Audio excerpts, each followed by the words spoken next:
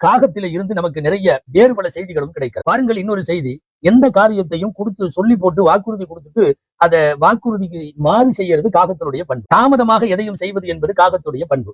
இதுவும் கூட மார்க்கத்தின் பார்வையில் ஒரு செய்தியோடு இணைத்து தெரிய வேண்டும். நூஹ் அலைஹிஸ்ஸலாமினுடைய காலத்தில் வெள்ளப்பிரளயம் வந்தது நமக்கு தெரியும். வெள்ளத்தில் நூஹ் அலைஹிஸ்ஸலாம் அவர்களும் அவர்களோடு கருத்தால் உடன்பட்டவர்கள் எல்லாம் ஈமான் கொண்டவர்கள், விலங்குகள், கால்நடைகள், பறவைகள், பூச்சிகள் எல்லாம் கப்பலுக்குள் இருந்தது. உலகத்தை நீர் சூழ்ந்து கொண்டது. அல்லாஹ் நாடிய வரைக்கும் கப்பல் போய் கொண்டிருந்தது. தண்ணீர் வெள்ளம் எல்லாம் வடிந்து விட்டது. முழுமையா தண்ணி வடிஞ்சிருச்சா கப்பல்ல இருந்து எல்லாம் இறங்கலாமா அப்படின்னு தெரியணும்.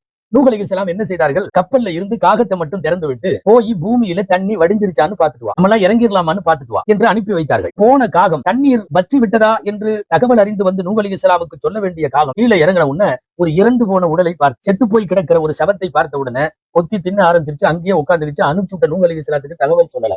போய் திரும்ப தண்ணி வத்திருச்சுன்னு பதில் சொல்லல. அது அப்படியே போயிருச்சு. காகத்திற்கு அது இறந்து போன உடலினுடைய இறைச்சியை பார்த்தவுடன் எல்லாம் மறந்துட்டு அது அங்கே கொத்தி தின்பதற்கு போய்விட்டது. ஹஜ்ரத் நூஹ் அலைஹிஸ்ஸலாம் திரும்பி வராத காகத்தை குறித்து அவர்கள் யோசித்தவர்களாய், இனி அது வரப்போறதில்லை, அதுக்கு என்ன ஆச்சுன்னு தெரியல அப்படின்னு சொல்லி நூஹ் அலைஹிஸ்ஸலாம் புறாவை அனுப்பி வைத்தார்கள். புறா போனது.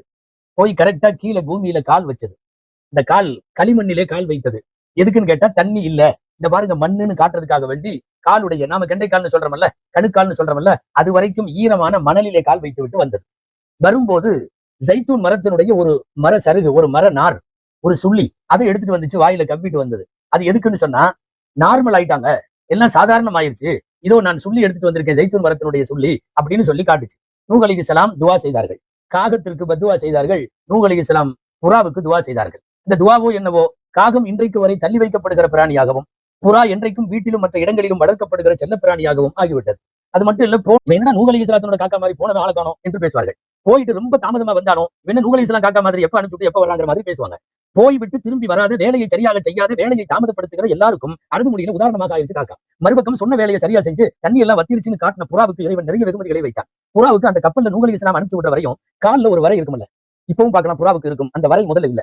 அதே மாதிரி கழுத்துல ஒரு செயின் மாதிரி, கழுத்துல ஒரு மாலை மாதிரி இருக்கும்ல, அதுவும் ஏற்கனவே இல்ல. இந்த நிகழ்ச்சிக்கு பின்னால் இந்த ரெண்டும் புறாவுக்கான சிறப்பு அடையாளமாக மாறி போனது. புறாவினுடைய கழுத்தில் வண்ணம் தாங்கிய ஒரு வரை இருக்கும், அது மாலையை போல. அது ஜைத்தூன் மரத்தினுடைய சுள்ளியை கொண்டு வந்த போது மாலையாக்கினார்கள் இப்ராஹிம் அலைஹிஸ்ஸலாம். இன்னைக்கு வரைக்கும் வெற்றிக்குரிய காரியத்திற்கு கழுத்தில் மாலையிடுதல் என்பது எல்லா தரப்பு மக்களிடத்திலையும், உலகத்தில் எல்லா இனத்தவர்களிடத்திலும், ஏன் மிருகங்களிடத்திலே கூட அந்த பண்பாடு இருக்கிறது. அந்த அடிப்படையில் கழுத்தில் ஒரு அழகான அடையாள வரை மாலை இருக்கும், காலிலே ஒரு நிறம் வட்டம் இருக்கும். இவைகள் எல்லாம் புறாவிற்கு சிறப்பாகிவிட்டது. ஆக புறாவை அனுப்பிச்சா போன தகவல் உடனே வந்து சேரும், அது நல்லது.